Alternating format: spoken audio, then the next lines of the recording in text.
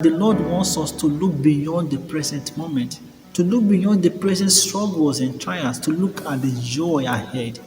The Lord wants us to think, to remember that the journey does not end in Jerusalem.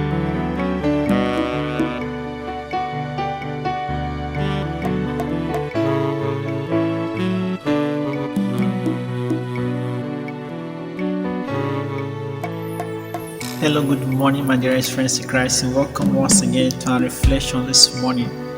Our reflection today is titled, Let the Joy, Let the Happiness, and Let the Glories of our destination illumine and enlighten our journey. Today's liturgical readings for the second Sunday of Lent invite you and I, my dearest friends in Christ, to stand erect, to raise our heads high, to look beyond the present struggles, the present difficulties and temptation, and to behold the joy, to behold the happiness, and to behold the glories that is waiting for us at the end of our journey. The readings encourage us to be strengthened and to allow the joy of our destination to brighten the sorrows of the journey of the present moment.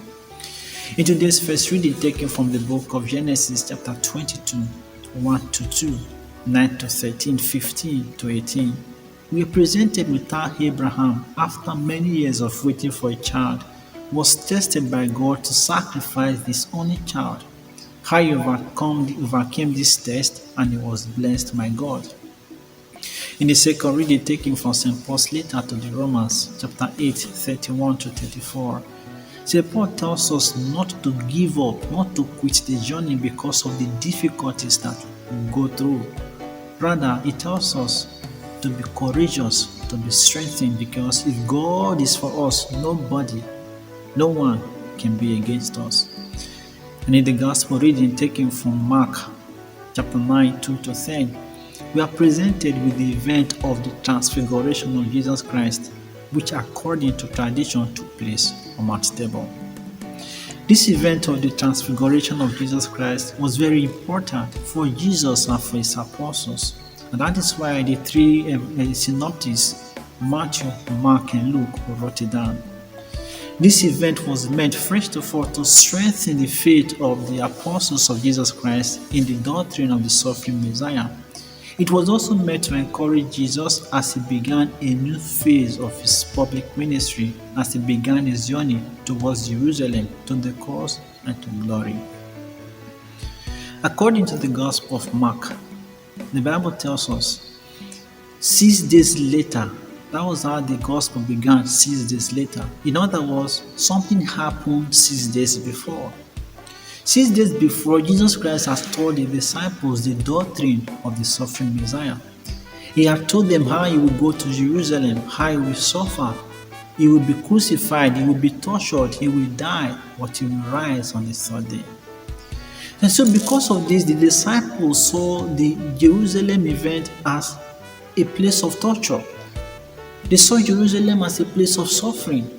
They couldn't look beyond the events of Good Friday. They couldn't look beyond Jerusalem to the glories after Jerusalem. Their mind was so fixed on Jerusalem, on the struggles, on the temptation, on the trials, on the pains and the torture Jesus Christ will undergo. And so they tried to prevent Jesus from going to Jerusalem. Indeed, Peter, speaking on behalf of the others, stood up to Jesus and said, God forbid, over my dead body this must not happen to me. But what surprised the disciples most was when Jesus Christ said to Peter, get behind me, Satan. They were surprised because they were trying to prevent Jesus from suffering, from death. And Jesus Christ reacted according to their own thinking in a very bad way. And so the disciples were struggling with this thought. Their faith in Jesus Christ was shaken. What kind of man is this? Is he actually the Messiah, or do we look for another? Jesus Christ on his part needed to be encouraged. The apostles have been with him all the while. They have been his representatives, his ambassadors in different villages. They had preached in his name. They have been very supportive. Indeed, in the Gospel of John chapter 6, when Jesus Christ taught the doctrine of the Eucharist, the people left him.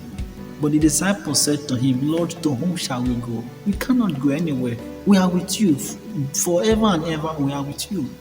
But this time around, the disciples seems to stand off. They seems to be telling Jesus, we are not part of this. And so Jesus Christ as a human being too needed to be encouraged. And so Jesus Christ and his apostles needed some time off. They needed a quiet moment to think, to pray, to seek the will of God and to re-strategize. And so the event of the transfiguration was to reveal to Jesus Christ and to the apostles the glories beyond Jerusalem. It was meant for them to look beyond the pains to the joy that will come afterwards. It was meant to encourage them to look beyond Good Friday to the joy of Easter Sunday. The event of the transfiguration was meant for them to look beyond the crown of thorns to the crown of glory. It was meant to encourage his disciples to look beyond the cross of Calvary to the throne of grace. The events of the transfiguration, my dearest friends in Christ, was meant to encourage and to strengthen the disciples. Jesus Christ already saw the joy, the glories after the cross, but the disciples did not. And that is why the author of the letter to the Hebrews chapter 12, 1-2 tells us, Jesus Christ, because of the joy that lay beyond the cross, he embraced it. He saw it. But the disciples in their mind were fixed on Jerusalem as a place of struggling, of torture, and of death. My dearest friends in Christ, we are all human beings. We are all on a journey. At times the journey is smooth. At times it is full of difficulties. It is full of struggles, trials, temptations. And at times many things come on our way so that we think of quitting the journey. At times we think of running away. At times we suffer. We undergo temptation, trials, persecutions because of our faith in Jesus. At times we struggle within and outside of us. In this journey, my dearest friends in Christ, many of us have heavy crosses to carry. I wouldn't know how your journey of life look like. I wouldn't know what you have been struggling with. I don't know how tough your journey have been.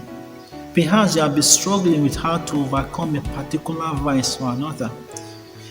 Perhaps you have been struggling how to overcome alcoholism. Perhaps you have been struggling how to tolerate somebody. Perhaps you have been struggling how to cope with a nagging spouse, stubborn children. Perhaps you have been suffering from betrayals. Perhaps on the journey of the cross, you have been thinking of giving up, of quitting. My dearest friends in Christ, the Lord tells you and I today not to quit the journey, not to give up, not to throw away the joy and the glories at the end. Rather, the Lord wants us to look beyond the present moment, to look beyond the present struggles and trials, to look at the joy ahead. The Lord wants us to think, to remember that the journey does not end in Jerusalem. The journey does not end on Good Friday. The journey does not end on the cross. It leads to glory. Jerusalem was just a passage. And so the struggles we pass through life is just a passage to a brighter future.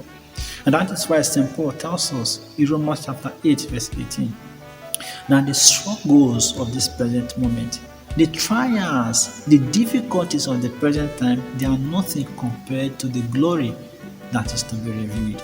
We pray that the good Lord will help us with the grace we need to strengthen us, to give us a little taste of what to be on Mount Tabor, to experience a little bit of the transfiguration, so that seeing the joy, the happiness, and the glories at the end of our journey, we may be strengthened, we may be enlightened, and we may be encouraged. May the Lord bless us, strengthen our resolves to be good sons and daughters of His through Christ our Lord. Amen. My dearest friends in Christ, as we all know, human life is very beautiful, but we have made it difficult. Do whatever you can today to make it less difficult. God bless you. He loves you. You are His beloved son, He has been a daughter, and I wish you a blissful day.